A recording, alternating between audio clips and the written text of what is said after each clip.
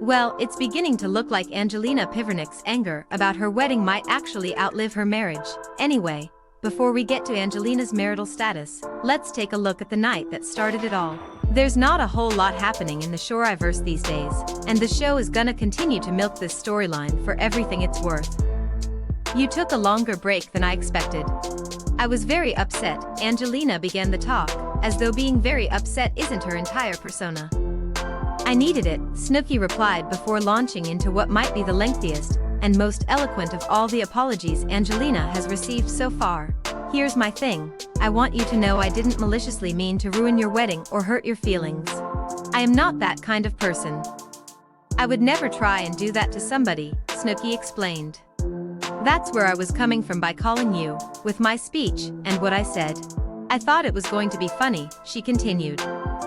And I felt bad, and I just felt like it went overboard, and I never meant to hurt your feelings.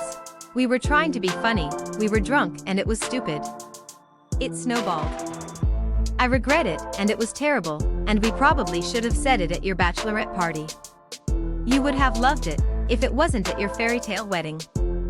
And just when we thought Snook's speech couldn't get any better, she capped it off with an absolute banger. I'd rather cut my left tit off than ever talk about this again, Snooki concluded.